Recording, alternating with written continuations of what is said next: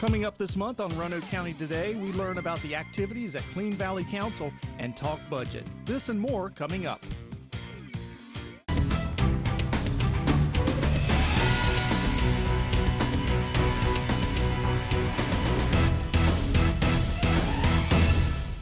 Welcome back to the show. Joining me today are some special guests. We have Fire and Rescue Chief Steve Simon to talk to us about a Governor's Award, and then we have special guests Tom and Lindsay McKinnon, who we're going to hear from in just a minute. We're glad all of you are with us. Thanks for being on the show. Thank you. Thank you. Sure. Now, Chief, let's start with you. There's a very prestigious award that the department has received, part of the Governor's Fire Service Awards. Tell us a little bit about those awards and the specific award you received. Yes, the Governor goes ahead and issues so many awards each year to fire departments, and that has been a tradition of his. We were nominated, and we had strong support from our local fire departments in the city of Salem and city of Roanoke to support us in our award nomination. And that award goes ahead and provides recognition for our community outreach program. And our community outreach program really tailored around fire prevention and reducing loss of life and fire injuries. And that program has been very successful. One of the causes of us looking at that is in 2016, we had a significant loss of fire death where we had 4 separate citizens that passed away due to fire death. And we looked at it, and that was the most we've ever had in Roanoke County. And we wanted to do something about it, so our department on a whole took steps to go in and try to reduce those. Mm-hmm. And so you created a campaign, and that's part of the award that was received. That's correct. Okay. Our campaign looked at how can we go in and educate the community in ways that they would go ahead and recognize when there is a fire that they need to get out and make sure everyone comes out. They also check in smoke detectors and all of those things. So we did a multi-prong approach.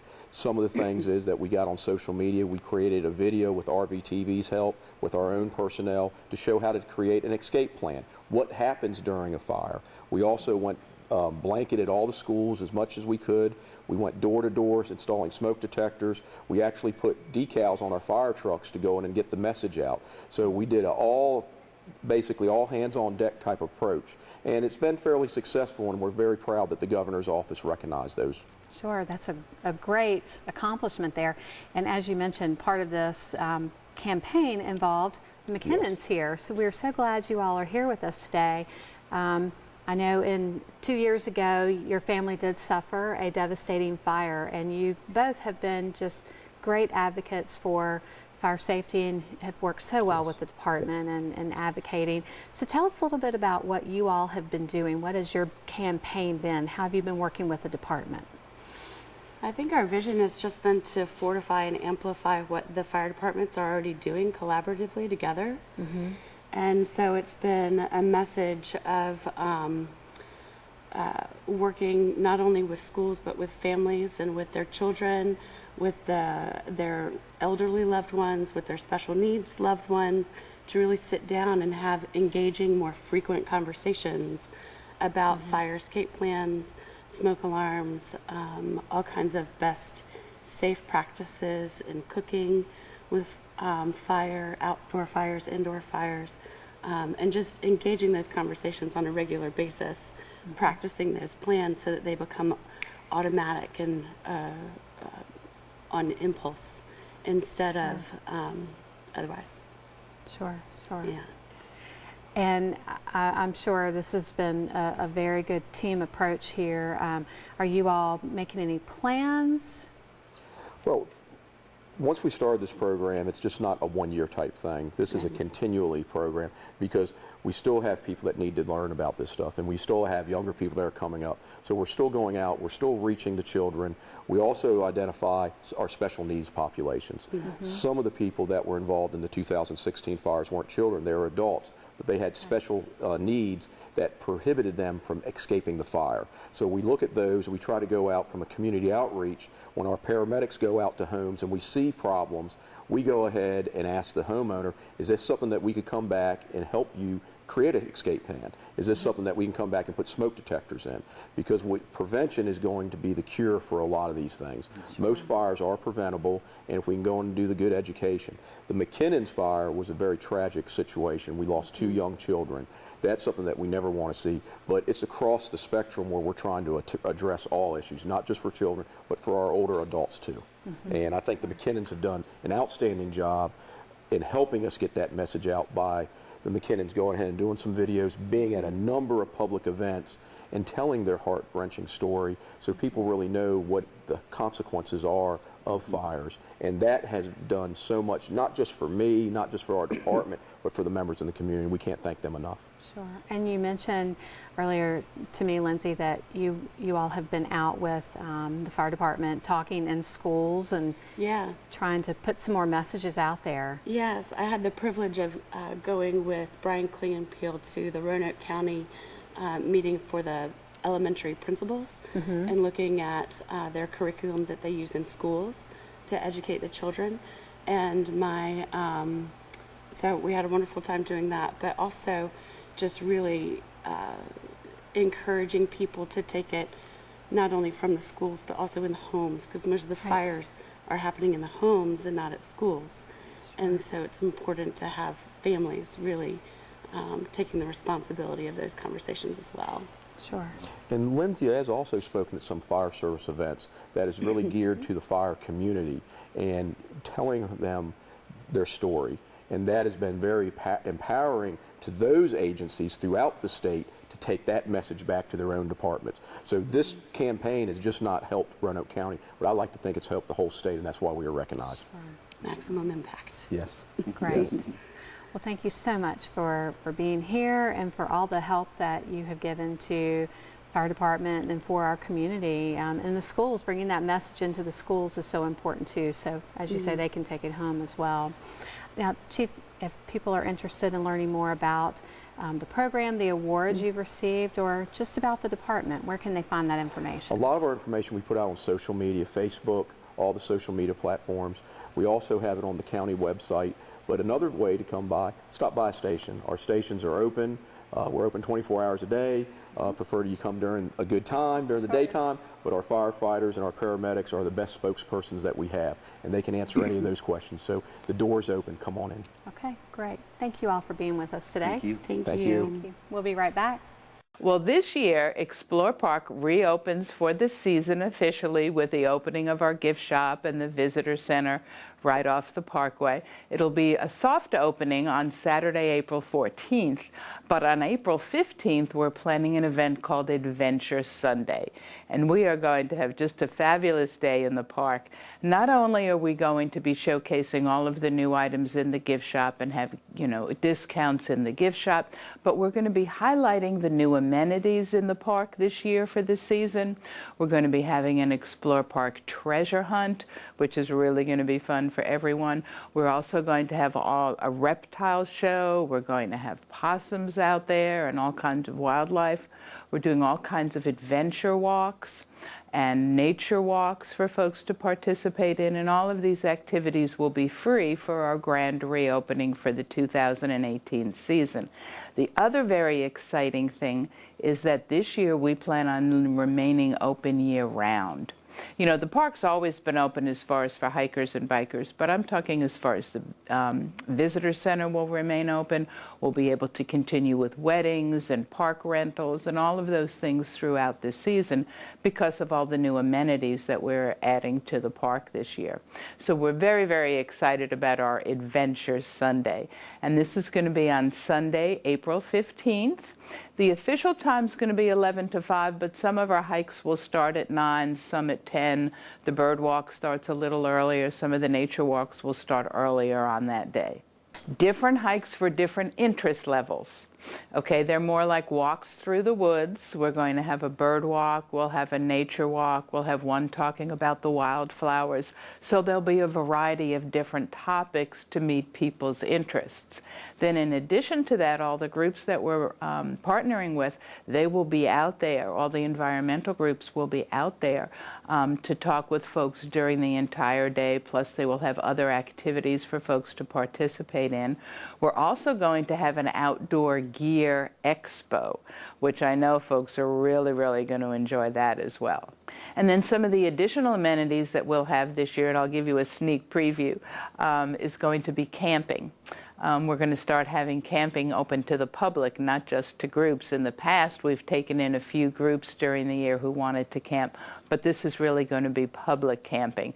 Then there's a lot of other things that are happening in the park that we want folks to come out and see. So all of that will be available for folks to view and find out what it is that they'll be able to do at the park this season and for the coming years. Another activity that we're going to have at the park is a pop-up bakery, which are getting very popular all over, as well as a food truck. So you can come out and actually spend the entire day with us, have lunch there, get involved in all the activities. We'll also have pinwheels, a craft activity for the kids, and as I mentioned earlier, the treasure hunt, which I think will be very, very family-oriented. Just a great day in the park. It'll be Sunday, April 15th. We will start the official activities and the majority of the activities from 11 to 5, but as mentioned, some of the hikes will begin at 9. Welcome back to the show. Here today talking with me is Mary Ann Brinchick with Clean Valley Council. Welcome to our show. Excellent. Thank you for having me. Sure. Tell us a little bit about Clean Valley Council. Sure. I have only been here for less than a year, but we're doing a 40-year review because this is our anniversary. So 40 years ago, 1978, they started as a Keep America Beautiful. So it was a litter pickup, 5 passionate people about picking up litter sitting around a table, and it's lasted 40 years. Wow. So we have blended into doing some educational programs as well as 2 valley-wide cleanups, which is over 1,000 volunteers each time. So we document all that and send it off to the universities and really just maintain the focus of how it's still a problem. Okay. And Sadly, what is, right? Sure, sure. And what's the mission of Clean Valley Council? Sure. Our mission is to be an educational programmer as well as citizen participation. So it's really about focusing on education as a primary focus, and there are a few other people in the area that do environmental education as a sideline. And Clean Valley does free classes for every student in school in the public and private sector. So we're the only ones who focus just on education. That's our goal. And then, of course, citizen participation. Sure. And I know you all hold an Earth Summit Day every year. Tell us about that. Sure. That's been going on for 17 years. And this year we're very excited. It's always in November. And it's a program for students. And we usually invite juniors and seniors. And this year we're really blending into the first and second year college because we don't think not everyone knows what they want to do yet. So it's a focus on really environmental issues that are current to our area, as well as looking at career possibilities and how it touches really a lot of different careers. So that is going to be held at Virginia Weston Community College this November 10th. And the students come from high school for the day. And we have a new community program that we're going to do early evening. So that's kind of new. Every once in a while we've had a community event with it. So we're going to try to make that a regular piece so that we can get some of the adult education in as well. Okay. So just another added benefit. Yes. For the council. Great. Absolutely. And you also sponsor Roanoke Valley Cleanup Day, and I think that's coming up pretty soon. It's April 7th, next Saturday. We always try to work around Easter weekend, and so it floats a little bit. But the first weekend in April basically has always been Clean Valley Day, and that was our signature project. So this is our 40th year anniversary, and we're looking at a slogan of keeping it clean and green since 1978, and we're having a block party with Carillion over at Southeast neighborhood. Okay. And I know that Clean Valley Council is a promoter and partner in with the county as it relates to stormwater. Tell us a little about that. Sure. We were fortunate enough to be in on the timing when they had the Clean Water Act. Everybody needed to get a permit. Anybody who has water going out to the river, which is one thing we educate about because a lot of people who see water going down the storm drains thinks it's going to a treatment plant. And it isn't. It's going directly into the river. So if you ever see those little stencils that says, drains right to the river, we do those programs for the 5 communities in the area. And, Roanoke County and the city of Roanoke and Salem and Vinton all have the same permit. So we provide 2 out of the 6 pieces that they need to do is public education. We're in the schools, and like I said, over 20,000 students a year, and at least one time in every public and private school in the Valley. And then the other piece is that minimum control measure 2 is about active participation with citizens. So it's that outreach. And so we provide the outreach and the programming on, doing educational materials like we're doing rain barrels right now and composting, little mini workshops as well. And are there any other events coming up? I believe there might be a fundraiser coming up pretty soon. Yes, we're so Tell us excited. about We're that. really the full initiative, full steam ahead. STEAM standing for science, technology, engineering, arts, and math, is really kind of looking at this next year and kicking it up. And so one of the events that we used to do, and we still will, is a recycled regatta. And that's where people build their own boats and race against each other. And we have a new fundraiser, that's the Great Duck Race. Now, the Rotary Club gave us this in the Bradley Free Clinic, which was such a gift. They didn't have enough staff on, kind of volunteering. So we will be the ones dumping 10,000 ducks into the river that same day. And there'll be 14 winners, $2,000 in cash. So it's $500 cash for the winner. The tickets are $2 a piece. And it's a fundraiser not just for us, but 5 other nonprofit partners. The bigger event is going to be called Roanoke River Fest. And this will be the first one. And it's really based around watershed and water education and just clean water for drinking, swimming, and fishing. So we'll have some fishing people there, and really is going to be music, fun, and just that whole day of education is June 30th. So we're hoping that that last Saturday in June is going to be a good time for the water height and weather and all of those kind of things. In downtown Roanoke? It's going to be at Wasena Park. And so right in between Wasena Park and Vic Thomas Park, that's the little section where everybody races their boat. Now, they don't always float, okay? So we didn't want to go too far or too deep. Right. So it's probably waist deep in that area. Well, it sounds like a really fun event. It's a great collaboration all across our area. So if people are interested in signing up for any of these events or looking for more information, where can they find that? Sure. Our website, cleanvalley.org, is a place to sign up for individual classes if they're teachers, or to actually look at our events and sign up for volunteers, whether it's a cleanup or the River Fest, we need volunteers as well, or just see some things that they might have questions about. We have a search button on what you want to recycle and where that would go. So we're really kind of looking at being that resource for people too. Okay, wonderful. Thanks for sharing all of this information, and good luck with all those fundraisers. Excellent. Thanks a lot, Amy. Sure. We'll be right back. Welcome back to the show. Joining me today is Chris Beaver, Director of Management and Budget for Roanoke County. Welcome to our show. Thank you, Amy. So this is a very busy time of year, and tell us a little bit about the yearly budget that the county goes through. Well, we recently proposed our budget on March 13th. However, we start our budget development process in September when we start working with departments on our capital budget. We get our capital budget out of the way, and then we start our operating budget work internally in November and December. We propose our capital budget. We proposed that in January of this year to the board. And like I mentioned, we just proposed the operating budget to the board on March 13th. After that, we have a series of budget work sessions. There are a series of legal steps that we have to take in order to adopt tax rates and have public hearings so citizens can participate in the process. And we anticipate budget adoption on May 22nd this year. Okay. Now there's a lot before all of this occurs. There's a lot that goes on with staff, lots of planning and preparation. Tell us how we do that internally. Absolutely. I'm up here representing the county as the budget director, but really this is a collaborative effort between all the department heads and their staff. They're the ones who have the expertise on their operations on a daily basis.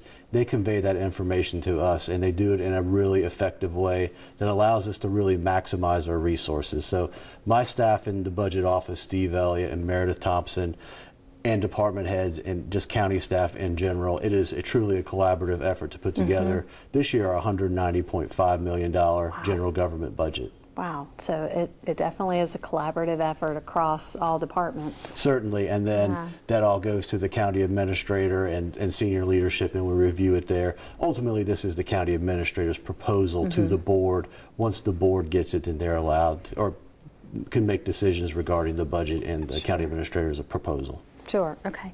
And what are some of the highlights for this year's budget? Well, I think things that citizens would want to know are there no tax rate increases. So while assessments may go up and that may affect your tax bill, the tax rates on real estate and personal property stay the same. For our employees, we're able to do a 2% compensation adjustment in the proposed budget. Unfortunately, like many other places, we're seeing big increases in health insurance too. So that'll eat up some of that compensation adjustment. Another important thing for our citizens to know is it maintains current services. And this really is largely a maintenance of effort budget. We do have a little bit of money for some new initiatives at our library, our new hours at Hollins Library, some technology at our library. We're continuing to make an increased investment in mental health services through the Blue Ridge Behavioral Health Care. And there's a couple other small items in there that maybe enhance service just a little bit, but all in all, it's a maintenance of effort budget. Sure. And you mentioned that health insurance costs rise. Are there other challenges that go into this budget as well? There are challenges. Yeah. We see a pretty modest revenue growth of about 2%. And if inflation is between 2 and 2.5%, you can do the math, and our revenues aren't keeping up with inflation. It really limits what we can do for our employees on the compensation side. But I know it's very important to the county administrator that we look at our employees and we try to keep them whole against inflation, because really employees are the ones who provide all the services to the public. Sure. And what are the next steps in the process? The next steps in the process are we're going to have a series of work sessions. So the work sessions will be March 27th, April 10th, and April 24th, where we'll talk about all different aspects of the budget. We also have a public hearing on the budget where the citizens can come speak on the budget on anything they want at a board meeting. We have two of those, April 10th and May 8th. And then May 8th is the first reading to adopt the budget, and then May 22nd is the second and final reading where the board will adopt the fiscal year 2018-2019 operating and capital budgets. So we're nearing the finish line. We're getting closer. Still a lot of work to do, and it is the Sure. board's budget right now, so we'll continue to work with the board. We make available online all of our information, the budget documents online. We have a series of budget memos we put out where the board requests information. We put those online. And of course, you can see a copy of the budget at any of our libraries, or you can stop by the administration building and we can let you see a budget. Okay, and how can citizens get involved in the budget process? They can go online. There's ways you can submit comments online. You can show up at a public hearing. You can contact your elected official. You can contact staff. Me and my staff would be glad to answer any questions anybody might have. So we really try to have a number of different ways where if citizens want to be involved, they can be involved.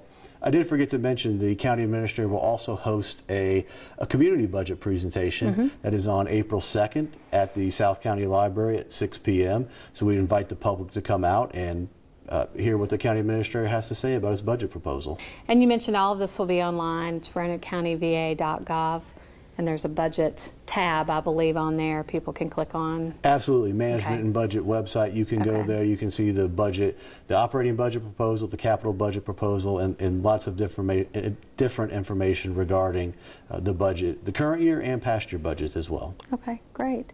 Well, thanks for sharing all of this and all the good work that you and your department do. Thank you. I appreciate it. Okay, we'll be right back. Recently, I sat down with Police Chief Howard Hall, Fire and Rescue Chief Steve Simon, and School Superintendent Dr. Greg Killow to talk about school safety and security. Here are a few highlights from that discussion. We're continuing our conversation here today about school safety.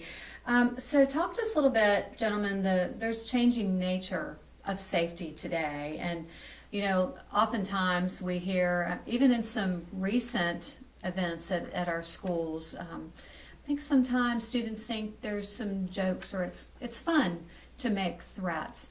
Talk to us a little bit, Dr. Killow, about why is it so important for students not to do that? Because it puts everybody at risk. It creates an environment where people start questioning, challenging things that are going on.